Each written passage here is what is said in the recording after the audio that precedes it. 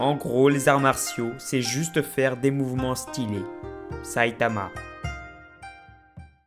Bonsoir mes aïeux, comment allez-vous? Personnellement, je me porte à merveille. Aujourd'hui, nous nous retrouvons dans un nouveau vidéogramme dans lequel j'analyserai une œuvre et particulièrement un manga de façon philosophique. En gros, c'est juste une analyse basique, mais c'est classe de dire philosophique. Car le manga est un art, et selon sa philosophie, Henri Bergson remet l'art, mais avant tout l'artiste, au centre de sa philosophie avec laquelle il soutient d'ailleurs que l'art possède des affinités qui les rapprochent. Vous en avez rien à foutre? Eh bien moi aussi. Alors commençons cette analyse philosophique de ce manga qui d'apparence a l'air banal, mais qui en réalité est très loin de l'être. Bienvenue dans la philosophie de One Punch Man.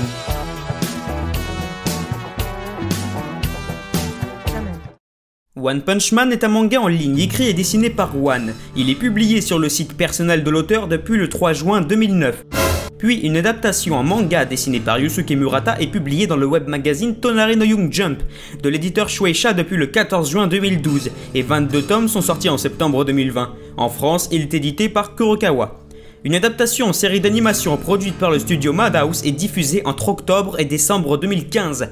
Une seconde saison produite par le studio JC Staff est diffusée entre avril et juillet 2019. Ça, c'était la partie Wikipédia, et je me doute que vous vous en foutez. Vous êtes sûrement en train de vous demander, oulala, mais de quoi donc parle One Punch Man? Oui, je vous imagine comme ça. Sur Terre, il y a plein de monstres dangereux, et pour sauver un enfant, Saitama le chômeur en tue un. Après ça, il décide de devenir un super-héros, donc il s'entraîne. Sans pompe, sans abdos, sans squat, et 10 km de running, tous les jours. Au bout de 3 ans, il perd ses cheveux, il devient si puissant qu'il tue tous ses ennemis en un seul coup de poing. Et du coup, ben il s'ennuie ce bougre. Cher. Même la fin d'Evangelion est plus logique que l'intégralité de One Punch Man. Ce scénario est déjanté et sort vraiment de l'ordinaire, ça je pense que vous l'avez remarqué. Parce que d'apparence, ça a l'air d'être un shonen de super-héros assez classique, sauf que ça ne l'est pas du tout. One Punch Man ne présente pas les caractéristiques du shonen Neketsu, il le représente l'exact opposé. Et je ne dirais pas qu'il délaisse les codes du shonen, je dirais plutôt qu'il les détruit complètement. Pour plus de précision, voici ce qui fait réellement un shonen Neketsu. Comment faire un shonen neketsu? Pour faire un shonen neketsu, il faut soit un héros qui a une particularité physique qui le démarque des autres et qui va s'en servir pour s'améliorer comme Son Goku ou Monkey D. Luffy, soit un héros médiocre auquel on peut s'identifier qui au départ n'a rien mais qui nourrit de grandes ambitions comme Uzumaki Naruto ou Midoriya Izuku. Le héros que l'on est censé admirer a toujours une bonne vision du monde et est quelqu'un de bien. Il y a généralement une ou plusieurs héroïnes qui créent une romance.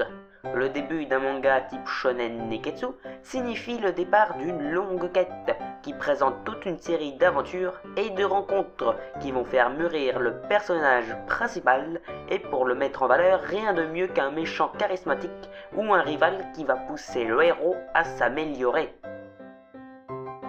Bon, je pense que maintenant vous commencez à comprendre. On peut pas s'identifier au héros qui est Saitama parce que c'est l'être le plus puissant qui soit, tout simplement. Il a pas une bonne vision du monde et c'est pas spécialement quelqu'un de bien, sans être complètement mauvais non plus. Mais comme il détruit tous ses adversaires en un coup, bah il n'a pas de but ni d'objectif. Et puis comme c'est le plus fort, et bien il n'a pas de rival ni d'adversaire qui le pousserait à s'améliorer. Et puis on va pas se mentir, contrairement aux autres héros de Shonen Neketsu, en aucun cas on admire Saitama. Parce qu'il est blasé, parce qu'il n'est pas épanoui et qu'il n'a pas d'objectif. Donc avec ce style de manga, des dessins, des personnages, des combats, des monstres, etc., on a l'impression qu'il s'agit d'un shonen, mais non, c'est un seinen. Puisque premièrement, eh bien on l'a vu tout à l'heure, One Punch Man ne possède pas les caractéristiques du shonen Neketsu. Et deuxièmement, la cible éditoriale du magazine dans lequel il a été publié sont les amateurs de seinen, donc les adultes en majorité. Même si au début ça ressemble surtout à un manga comique parce qu'à chaque ennemi dangereux, Saitama débarque, il lui fout une raclée. En fait c'est une sorte de succession de gags quoi. Mais à partir du tome 8 et de la saison 2, on entre dans une vraie histoire. Et c'est là que les choses sérieuses commencent. Et pour ceux qui ont ni lu ni vu One Punch Man, vous allez me dire eh, mais c'est de la merde ton truc, ça n'a absolument aucun intérêt. Ce à quoi je réponds oui, ça n'a absolument aucun intérêt. En apparence du moins.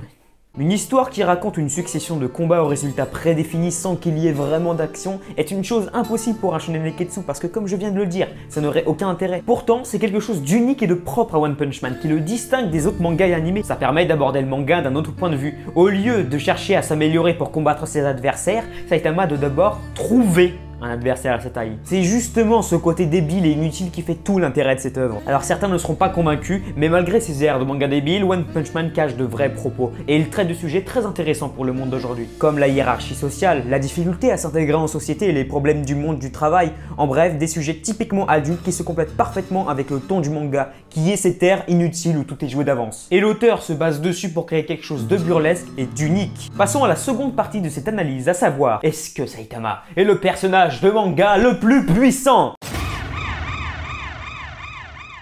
Bon alors là vous allez me dire c'est quoi l'intérêt de parler de ça dans une analyse? Vous allez voir. Petite parenthèse, beaucoup de fans d'anime pensent qu'il ne faut pas comparer deux œuvres car ce sont tous les deux des chefs-d'œuvre différents. Et moi là-dessus je suis pas du tout d'accord. Si deux œuvres existent, pourquoi ne pas les comparer? Alors certes, ces deux œuvres sont des chefs-d'œuvre à leur façon. Mais pourquoi ne pas les comparer? C'est quelque chose d'humain. Par contre, comparer la puissance de deux personnages qui viennent de deux mondes différents, qui donc sont soumis à des règles différentes, bon là j'avoue c'est un peu con. Mais bon c'est stylé alors on va le faire quand même. Bon alors ici on va comparer la puissance de Saitama à celle de Sangoku parce qu'il est considéré parmi beaucoup de personnes comme l'être le plus puissant qui soit. Bon alors je sais qu'il y a d'autres personnages de DC, de Marvel et même de Dragon Ball qui défoncent Sangoku, mais passons. Certains vont penser à Light Yagami mais on peut pas vraiment parler de puissance et puis sa capacité est très contextuelle. Surtout que Saitama n'a pas de nom de famille. Bon, je sais qu'il y a d'autres personnages d'autres licences qui peuvent prétendre au titre de personnage de manga le plus puissant. On a du Yu Yu Hakusho, du Jojo, du Hunter x Hunter, du Naruto, du Bob l'éponge et beaucoup d'autres. Mais ceux qui reviennent le plus souvent, c'est Goku et Saitama qui sont beaucoup comparés. Ça fait des vues en plus. Je vais pas me gêner. Hein. Donc qui est le personnage le plus puissant entre Sangoku et Saitama?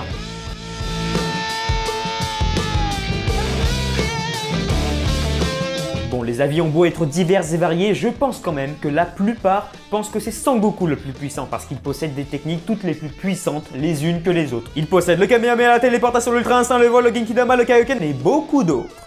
Là où Saitama, il frappe fort. C'est tout. Dans Dragon Ball, il y a des règles qui sont propres à son univers. En effet, dans celui-ci, on peut balancer des vagues d'énergie, voler, respirer dans l'espace, etc. Dans One Punch Man, il n'y a pas de règles. Saitama est puissant parce qu'il est burlesque. Alors certains vont me dire que s'il y a des règles, Saitama est devenu si fort parce qu'il s'est entraîné. Et si quelqu'un d'autre suivait le même entraînement, eh bien il serait aussi fort que lui, voire plus. Si c'est le cas, le manga perdra absolument tout son intérêt. Parce que ce qui le rend si unique, c'est justement le fait que Saitama soit déjà le plus puissant. Et ça permet d'approcher des sujets différemment des shonen neketsu classiques, où le héros doit se surpasser pour combattre ses adversaires. Le burlesque de One Punch Man fait que c'est un manga philosophique, qui nous laisse clairement sous-entendre que Saitama a une puissance infinie, contrairement à Sangoku qui doit s'acharner de plus en plus pour arriver à combattre son adversaire, etc. C'est absolument pas une critique de Dragon Ball, c'est mon manga préféré. C'est juste un constat. Ce n'est que mon interprétation, mais selon moi, One Punch Man n'use pas de règles propres à son univers, mais d'idéologie et de philosophie. Et je ne dis pas que les autres mangas n'en utilisent pas, je dis juste qu'ils en utilisent moins. À quelques exceptions près, mais bon. Et c'est ce que vous attendez depuis le début de la vidéo. Qu'est-ce que nous raconte exactement cette philosophie? Contrairement aux autres héros de shonen qu'on a l'habitude de suivre et de prendre pour exemple, nous ne sommes pas en admiration devant Saitama, mais ça permet de ne pas commettre les mêmes erreurs que lui. Cela nous montre qu'il ne faut pas forcément chercher à être le meilleur, car si l'on y parvient, il n'y a plus aucun défi. Cela nous montre que le plus important dans un rêve, c'est le chemin parcouru pour y parvenir. Cela nous montre que peu importe le métier que nous pratiquons, il ne faut pas négliger le travail acharné, car c'est ce que nous impose la société dans laquelle nous vivons aujourd'hui. Je ne pense pas que c'était l'intention de l'auteur de nous transmettre tout cela, mais c'est ce que l'œuvre, elle, nous transmet. Car c'est ça l'art, c'est la capacité de créer une œuvre vivante, qui nous transmette des émotions et des sentiments, sans forcément que ce soit l'intention de l'auteur à la base. Voilà ce que représente pour moi One Punch Man.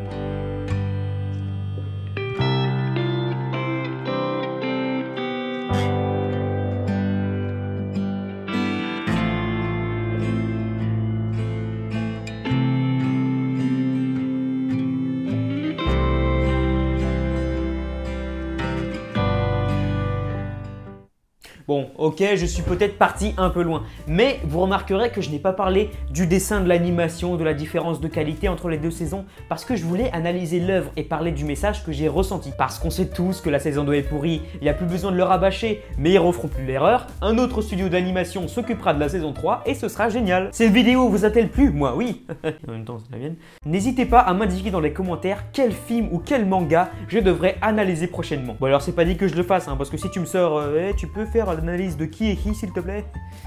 Je vais pas le faire. En espérant que ce nouveau concept de vidéo vous ait plu, quant à moi, je vous souhaite une agréable journée.